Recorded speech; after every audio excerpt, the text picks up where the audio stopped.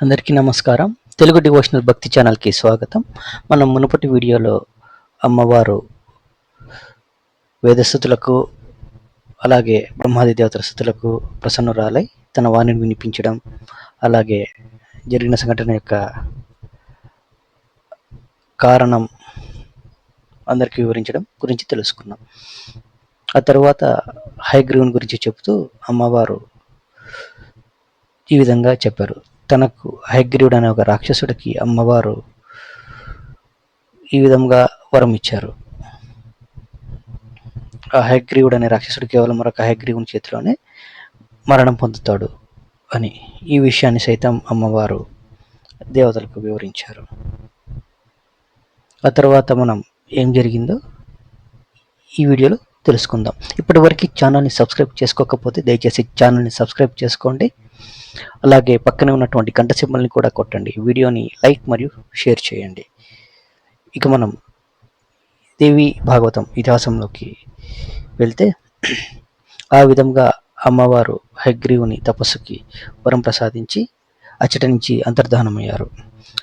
ఆ వరం పొందిన హయగ్రీవుడు అంటే ఆ రాక్షసుడు, హయగ్రీవుడు అనే రాక్షసుడు పట్టరాని ఆనందంతో వేద విధులను అంటే వేదాల చెప్పినటువంటి ఒక విధానాలను అనుసరించే వాళ్ళను, మునులను, ఋషులను దారుణంగా హింసించడం మొదలుపెట్టాడు. అంతటి దారుణాలు చేసే వాణ్ణి ఆ వరం వల్ల సంహరించేవాడు ఈ భువనత్రయంలో లేడు. అందుచేత ఓ దేవతలారా, మీరు వెళ్ళి ఒక అందమైన హయగ్రీవం తల తీసుకురండి, అనగా గుర్రపు తల. ఇక్కడ హయగ్రీవం అంటే గుర్రం అన్నమాట. సో ఒక అందమైన గుర్రపు తలను తీసుకురండి. దానిని విష్ణుమూర్తి దేహానికి దేవశిల్పి నేర్పుగా అతికిస్తాడు. అనగా తిరిగి విష్ణువు మన దేవతలు తెచ్చినటువంటి హయగ్రీవుని తలతో తిరిగి జీవం పోసుకుంటారు. అప్పుడు ఆ హయగ్రీవ భగవంతుడు హయగ్రీవుడు అనే రాక్షసుని సంహరిస్తాడు. ఇది దేవకార్యం అని అశరీరవాణిగా ఆ జగన్మాత ఉపదేశించింది. ఈ ఉపదేశాన్ని విన్న దేవతలంతా తేరుకుని దేవశిల్పిని వేడుకున్నారు. అక్కడ దగ్గరలో ఉన్న ఒక గుర్రపు తలని ఖడ్గంతో ఖండించి ఆలస్యం లేకుండా విష్ణుమూర్తి శరీరానికి కలిపారు. హయగ్రీవ భగవంతుడు ఆవిర్భవించాడు. ఇది అంత మహామాయ ప్రసాదం. అటుపైన కొంతకాలానికి ఆ రాక్షసుని హయగ్రీవ భగవంతుడు మట్టు పెట్టాడు. ఈ విధంగా హయగ్రీవ ఆవిర్భావం మరియు హయగ్రీవ రాక్షసుని అంతం జరిగిందని సూతుడు శౌనకాది మహామునులకు చెప్పాడు. ఇది విన్న శౌనకాది మహామునులకు కుతూహలం మరింత పెరిగింది. మహాసముద్రంలో మధుకైటబులతో శౌరి జరిపిన 5000 సంవత్సరాల యుద్ధం గురించి చెప్తారా?